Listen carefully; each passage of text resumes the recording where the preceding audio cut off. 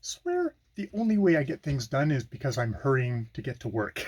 Or I'm hurrying because, oh God, I gotta go do this, do this, do this, and then get to work. All right, all right. Hi, it's Jay. This is a no ums video for July the 16th. It's no ums video number 27, where I check in on my vocal performance progress through the week, sort of the accountability, bit of a time to do a little bit of review. So I've been continuing with my vocal exercises this week. I am definitely finding splitting it up into kind of tongue twisters and all that stuff for one week, and then face stuff the other week. With there's other body mechanic stuff to kind of loosen myself up and warm myself up for speaking has been going well. Really enjoy reading out loud the Scarlet Letter. That definitely being a part of helping with that, trying to get enunciation, trying to get pacing down, trying to get color into my speech, coming out in working with a text daily, trying to make a semi-pleasing recording of it. It's more the exercise than it's the end product, but yeah, you got that. I have published 3 videos sort of in the last week. My waffle video, what is your poetry tag, and I dug up from a couple of months ago. I did a reading and analysis of, I sometimes think, a Thomas Hardy poem that I found in one of my earlier reading out loud exercises, which I kind of resonated with me. So I went back and I kind of did an analysis of that. And then I kind of put it aside because, like, who's going to want to hear this? But because I was doing the what is your poetry tag, I mentioned it during that tag and thought, okay, I'll release it as a bit of a companion piece to go along with the what is your poetry tag, because it does a good job of illustrating my approach, however misguided or how myopic or whatever, to poetry. It does a good job of expressing that. And watching the videos, I think I'm doing okay. I don't want feedback from people in the audience yet. Apparently, I'm still not up to that yet, but I think I'm getting better. There's less ums, less ahs, a little bit more comfortable letting there be pauses. There's always room for improvement, and that's what I'm working on, which probably leads me to the major update, which is working on The Need for Words by Patsy Rodenberg, great vocal coach. And I guess a bit of a frustration. I did the introduction where I somewhat rolled my eyes at some of her ideas, but I thought, okay, we're going to have practical examples.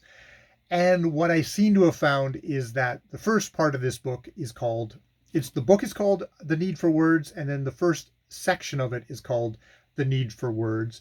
And then part 2, the second half of the book, or second part, is called Voice and the Text, which is the subtitle of the book. And it seems like, unfortunately, that the first section, the Need for Words section, is going to be a further elaboration on some of her ideas, some of which are quite sensible, other ones which I argue with and I kind of roll my eyes at. She's definitely of an older generation who remembers pre dawning of the big media explosion. I mean, some people would have looked like TV and radio would have been big enough, or printing press would have been big enough.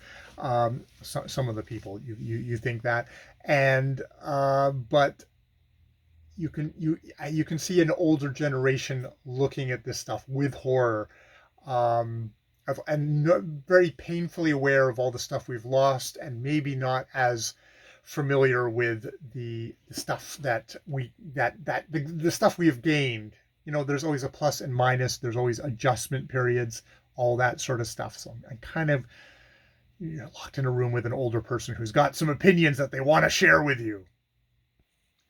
So yeah, there's a certain amount of what feels like nostalgia and kind of out of dateness, with a lot of sensible points about what has been lost in education. And I mean, this has probably been an ongoing thing, because some of the education she's talking about kind of goes back to something like Shakespeare, of kind of education in the classics and being for wealthy people. So it wasn't probably ever going to be middle class and down, unless you're a middle class person who's got parents who script and saved and sent you to a private institution. You weren't going to have access to. There's also a lot of, you could either look at it as she's kind of just setting things down as a firm ground of like how important it is to be able to speak well, how important communication is for the functioning of our society. And I would agree with that. I would less agree that she seems to discount that the only way that is going to happen is through oral communication, not through written word. There's very much that she wants that the voice is got to be connected to the word for it to be real, which I do and don't agree with. I think the word on its own does do a lot of stuff, and I mean, obviously, the word and the number, it really, in our modern society, is probably the things that holds our society together. That is the intellectual engine that keeps us ticking along. Records, and I'm not talking literature, I'm just talking like record keeping, and policy and stuff like that, law, all those other things of words, which aren't necessarily the beautiful literature of a thing, though I think that's also important. But so it's firm ground, or it's kind of special pleading. It's like, well, of course you're a vocal coach, so you would think this, or of course this would be the most important to you because this is your whole life. So, there's that. There's philosophical things of, is communication always good? Or, is it always good? Is it always true? I think there's a lot of great communicators who are lying fucks, who are manipulating people. Language is, to a certain degree, even great literature, great language is also kind of a process of manipulation. It could be in, manipulation to get to access a better part of yourself, but it can also be a manipulation to make you fear and hate something for the purposes of particular people. And she decries a lot of cynicism that people have towards language, but I mean, language has been weaponized. The modern propagandist is a real thing. The modern advertiser is a real thing that you have to kind of be aware of, and that these are levers that are most accessible by the wealthy, which probably kind of comes down to the thing of that there's the idea of personal speaking and there's the idea of political speech. And I don't know if I get the sense that she's got much of a differentiation between the two. Sometimes because I think the audience that she's got in mind for this thing is the business elite, is who she's pointing this book at.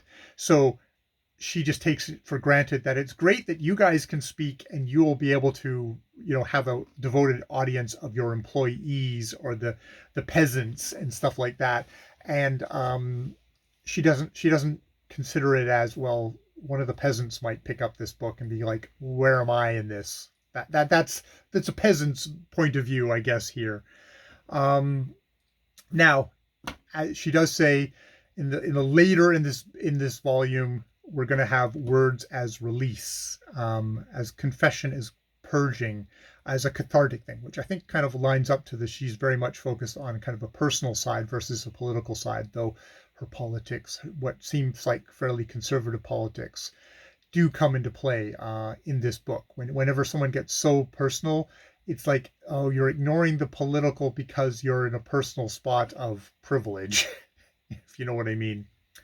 So I think that is probably the big thing that I actually, for preparing for this no ums video, that it's like, okay, I'm not going to get it in the next chapter. I'm going to get, there's going to be 3 chapters from the need for words section, which we're probably going to get more of her particular axe grinding and some of her really valid foundation stuff, but I'm going to have to pick through it. But I'm not going to get to the practical stuff yet.